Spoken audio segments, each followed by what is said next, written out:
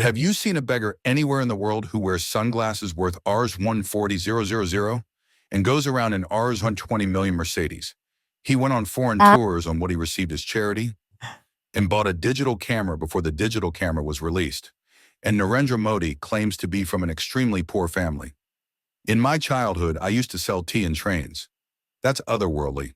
He is our God. We worship him. Friends, the truth is that they have started contorting our Hindu religion to push their hateful agenda. A fakir, holy beggar. A fakir, holy beggar. A fakir, with only the bare minimum. A fakir, holy beggar. I'll leave with only the bare minimum. But have you seen a beggar anywhere in the world who wears sunglasses worth Rs 140,000 and goes around in Rs 120 million Mercedes?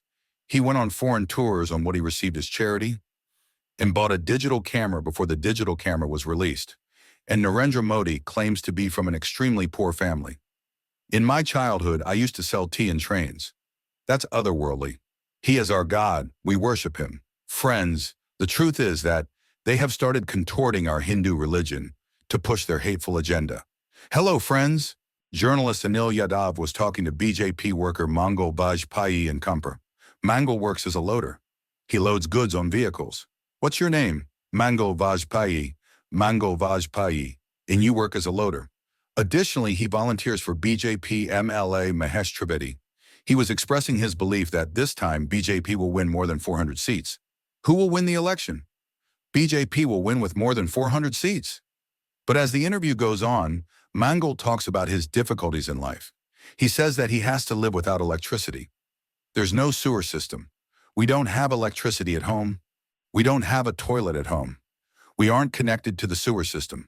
He complained about it to BJP MLA Mahesh Trivedi multiple times. I told this to Mahesh Trivedi many times that a 20-foot pipe needs to be installed. If that happens, our home will be connected to the sewer system. It hasn't happened yet. Neither did he get anything, nor does he expect anything. You are an example of someone who didn't get anything. I didn't get anything. But despite that, you have no complaints. I have no complaints. And neither do you expect to get it now. No hope at all. But he still calls himself a devotee of BJP. It's said that a hungry person cannot even pray properly. To this, Mangal Vajpayee replied that it's wrong. A person can satiate their hunger even with sand, even with mud. Everything is possible. If one is devoted enough, everything is possible. He eats sand if he is hungry. He has no complaints. He believes Prime Minister Modi to be God, worships him. How have people become so blind about a politician? And he isn't the only one. I showed you other examples in the last video. If I dog contest election on BJP's ticket, we'll make it win. Even if it's a literal dog, we'll make it win. You are blindly following him. No, we are devotees. We aren't blind, we're devotees. I don't think inflation is high. I am not wearing an undershirt for the last 10 years, see? He is our God. We worship him. This was possible due to emotional manipulation and brainwashing. On a large scale, people in this country have been brainwashed, and the mafia that is brainwashing people works in 4 departments. The first department fills people with pride and arrogance. You are great because you are a Hindu. The second department tells you about victimization, that your ancestors were victims for thousands of years. The third department fills you with fear, that you are in danger, and the fourth department shows Narendra Modi as the Messiah. Only Narendra Modi can save you. I talked about the first 3 departments in 3 videos. Now it's time to expose the fourth department, Narendra Modi's cult of personality. How despite his many failures, people are emotionally manipulated into believing him to be God. Come, let's explore this in today's video. Friends, in June 2013, writer Nilanjan Mukhopadhyay wrote a book on Narendra Modi. This was a biography. In his book, he wrote about how when Narendra Modi was 6 years old, he sold tea at Vadnagar railway station in Gujarat. Since then, this story about selling tea has been a major talking point in Narendra Modi's struggle. In 2015, when the Time magazine interviewed PM Modi, he told them how he came from a poor family, how he had to sell tea at a railway station in his childhood. His exact lines were, "I was born into a very poor family. As a child, my childhood was steeped in poverty. For me, poverty was, in a way, the first inspiration in my life. But how true is it? Many people have questioned it. Look at Narendra Modi's childhood pics. He was born in 1950. Did any child born in a poor family back then have such clothes? Think about it. He has worn suits in his childhood photos. I was born into a middle-class family in 1994, but you won't see any pics from my childhood, where I wore a suit. And not only poor, Narendra Modi claims that he came from an extremely poor family. India Today published this picture of his old home. It isn't a big house, but does this look like the home of an extremely poor family during the 1950s? Narendra Modi has 4 brothers and 1 sister. 2 years later, Narendra Modi's younger brother, Prahlad Modi, said that of the 5 brothers, whose ever turn it would be, they would go help their father. Their father sold tea all his life.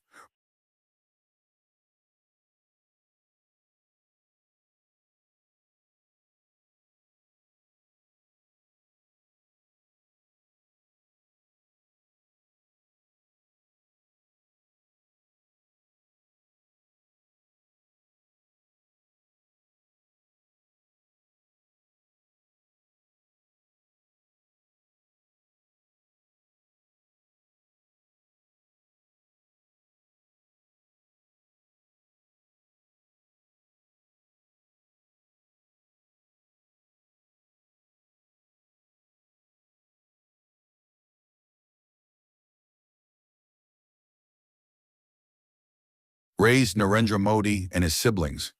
That's why Narendra Modi should be called. For me, poverty was, in a way, the first inspiration in my life. But how true is it? Many people have questioned it. Look at Narendra Modi's childhood pics.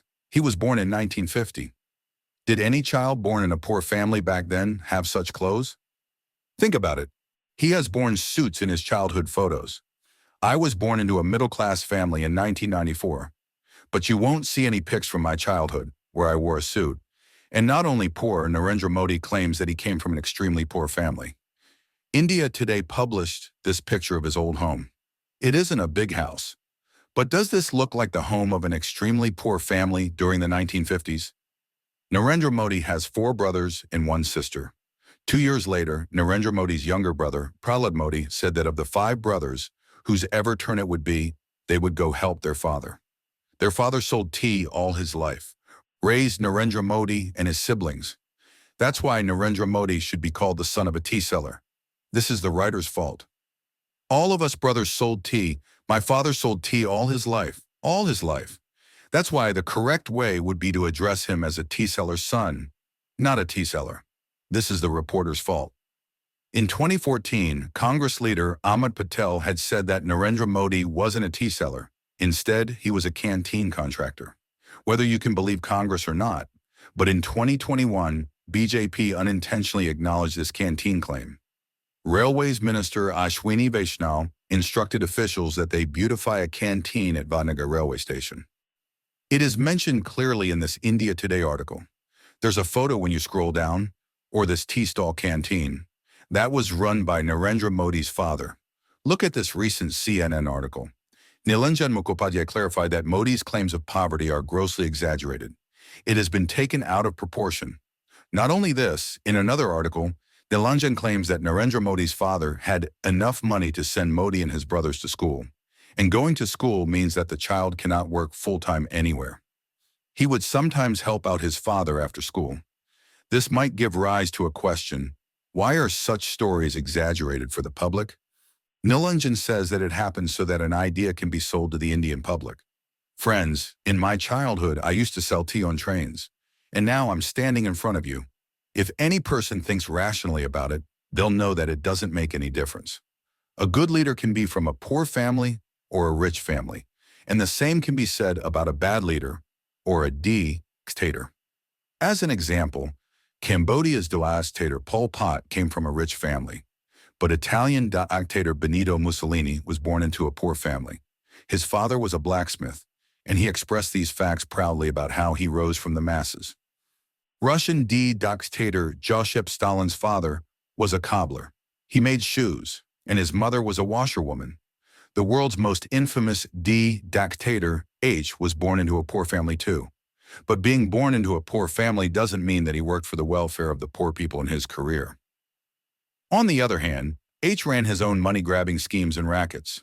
During his rule, many crony capitalist companies earned millions in profits.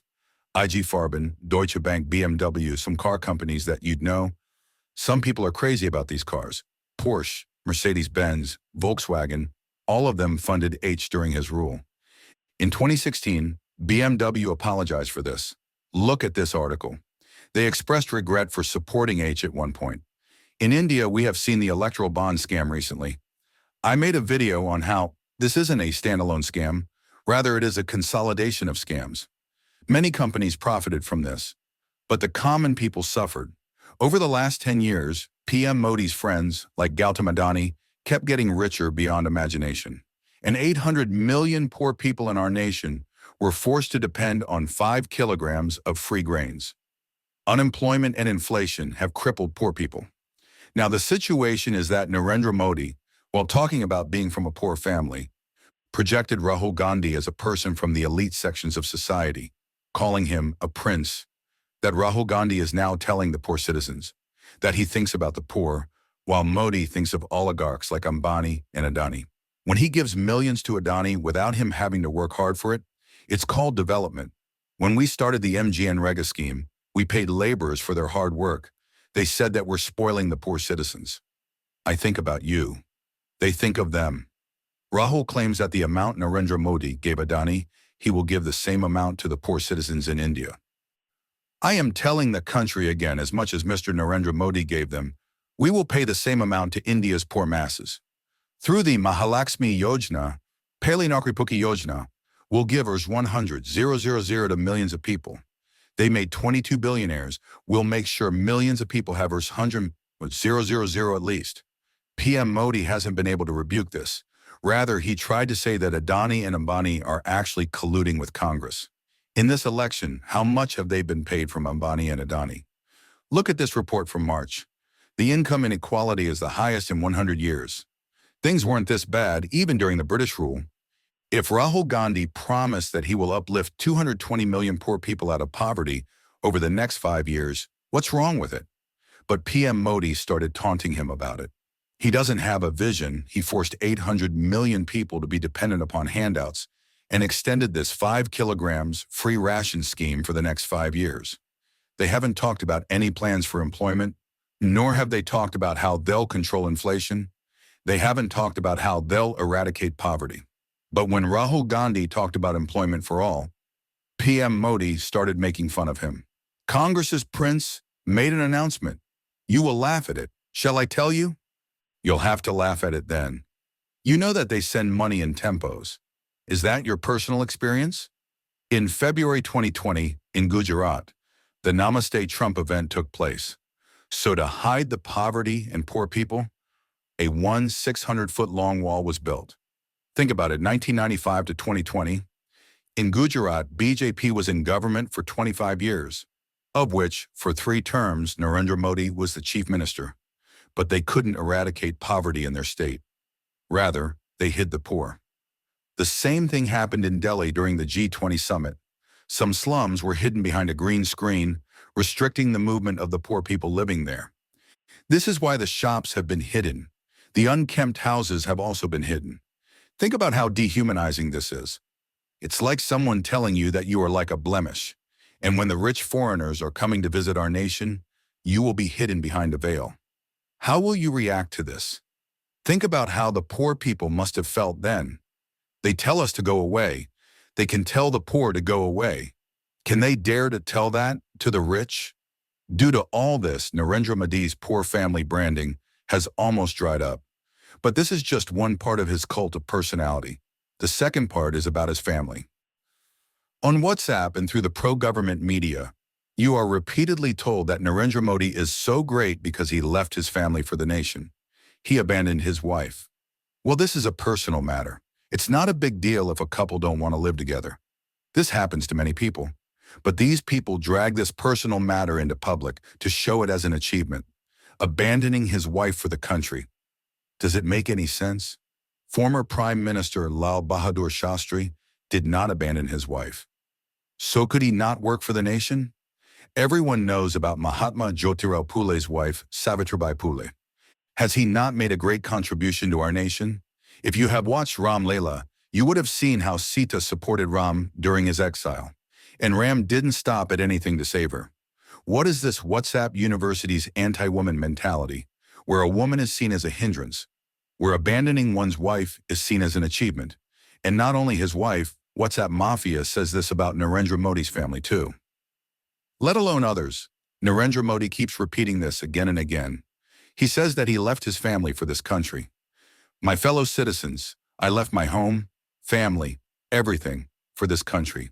Punjab Kesari newspaper wrote his praises and compared him to Lord Buddha and Mahavir Jain. But I want to ask them, did Lord Buddha leave his home to make such remarks?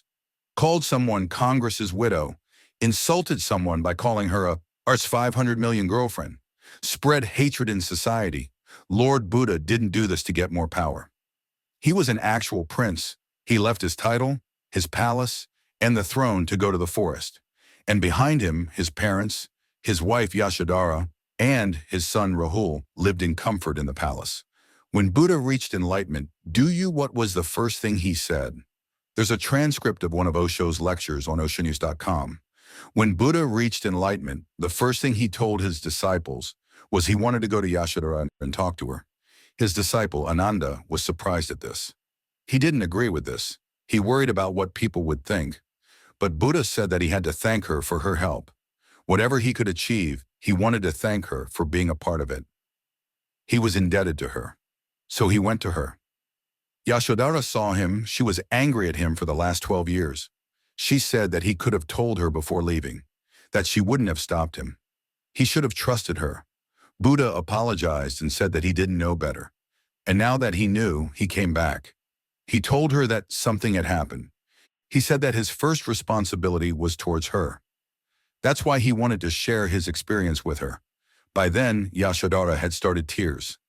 Now look at Prime Minister Modi's Instagram account. He attended Priyanka Chopra and Nick Jonas's wedding reception, congratulated them. Look at this video. In Virat Kohli and Anushka Sharma's wedding reception, he gave them roses. He went to Malayalam actor Suresh Gopi's daughter's wedding. To Times Now anchor Navika Kumar's son's wedding. When Mukesh Ambani started a hospital, he went there to congratulate him. Look at this news article too. Narendra Modi attended Gautam Adani's son Karan's grand engagement ceremony. He has the time to attend weddings of Bollywood celebrities and oligarchs. It's not wrong per se, he can attend these events if he wants to. But my question is, does a person need to leave only his brothers and family to serve his country? Look at this ABC article. Avani Diaz reports that in October 2023, the Modi family came together for his nephew's engagement. But one person wasn't there. Narendra Modi, you would have seen photos and videos of Prime Minister Modi going to meet his mother. That's great, but have you ever noticed that there would be only 3 people there? Prime Minister Modi, his mother, and the cameraman.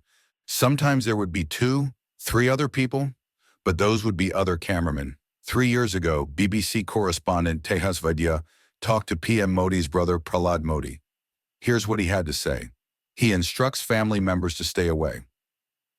There are clear orders about other family members staying away. PM Modi's niece, Sonal Modi, said the same thing. That they're asked to stay away. She was asked that though many people were invited to the oath ceremony, why weren't they invited? Here's what she had to say. During Narendra Modi's oath ceremony as the Prime Minister, many people were invited to witness that. Were you invited then? Did you want to attend? Everyone wanted to attend, but unfortunately, we weren't invited. G20's theme was Vasudhaiva Kutumbakam, one earth, one family, but his own siblings are kept at a distance like this. Why so? Lord Ram lived with his family, Ram, Bharat, Lakshman, and Shatrughan. There was so much love among these 4 brothers. Does this mean that King Ram couldn't help his subjects? He established the Ram Raja when there were no poor, unemployed, or downtrodden people. Again, this is Prime Minister Modi's personal matter. If he wants to have relationships with people from Bollywood, Ambani, and Adani, and not with his family, his choice. I have no problem with this. The problem is that why is this portrayed as an achievement? That he abandoned his family, and that he is great for doing so. Is this an achievement? The side effect of this is that many Hindu youngsters have been brainwashed. Ideally, they should want to study well and work hard. They should aim to start earning and looking after their parents. But no, things are so bad that some youngsters are happy with waving swords in front of mosques. They don't care about their families, their parents. Selling point #1 was that he was from a poor family. Selling point #2 is that he abandoned his family for the country. And the selling point #3 is him being a holy beggar. Narendra Modi often says that he survived for a long time on charity. Sometimes he says it was for 35 years. Sometimes he says 40 years. For nearly 40 years, I went about begging for food. For 35 years, I went about begging for food. Well, it might have been a slip of the tongue. Whether it's 35 years or 40 years, he might have been confused. The point is, he became an MLA in 2002. He was then around 52 years old. Before that, in the 1990s, he could somehow afford to go on foreign tours. In this photo, he is standing in front of the Eiffel Tower in Paris. This was in front of the White House. This is from Hollywood, USA. He went to London and Malaysia too. Could someone living on people's charity afford foreign tours in the 1990s? In the meanwhile, Narendra Modi got his BA and MA degrees allegedly. How? You tell me. In 1990, the Dika Model 1 was released. Launched in the US, this was the first commercially available digital camera launched in the world. But PM Modi told us in an interview that he used a digital camera for the first time in 1987 to 1988. I used a digital camera for the first time. It was in 1987 or 1988, I think. He went on foreign tours on what he received as charity and bought a digital camera before the digital camera was released. That's unheard of. Wow, Mr. Modi, wow.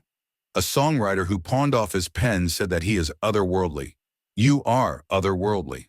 At times, Narendra Modi claims that he is a holy beggar. He'll pack his bags and leave. I'm a fakir, holy beggar. I'll leave with only the bare minimum.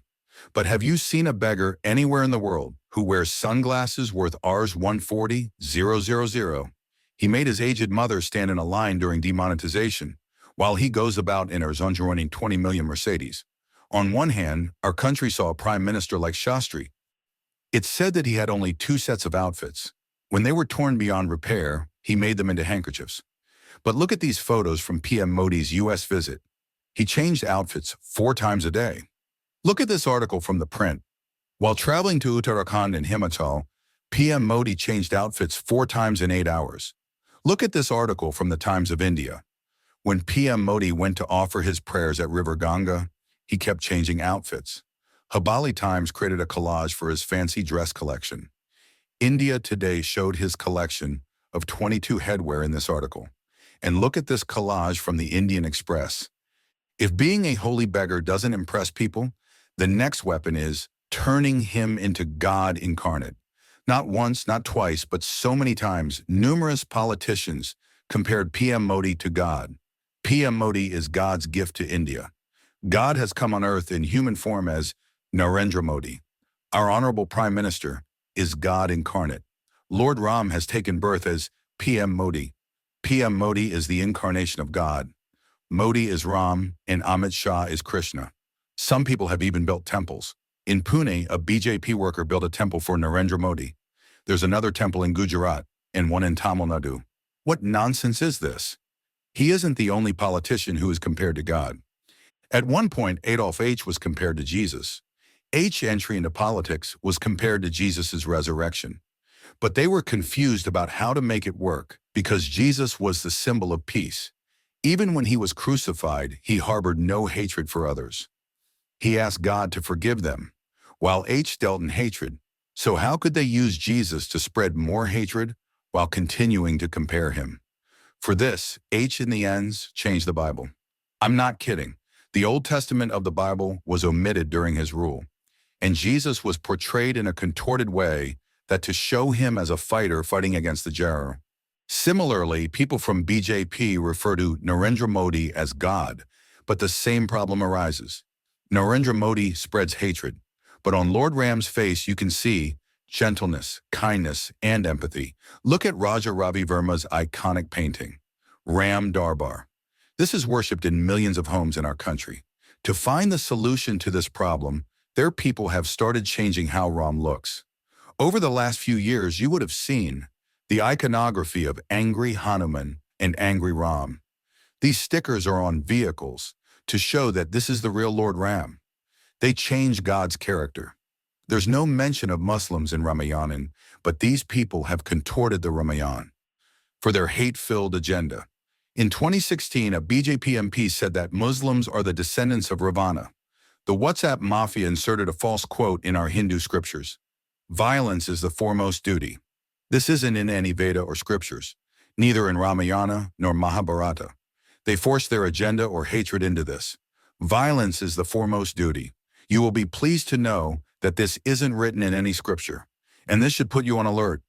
What is this centralized conspiracy unit that is carrying out conspiracies of this scale? Things that aren't even mentioned in the scriptures. They wrote it in Sanskrit and circulated it everywhere through WhatsApp and other platforms.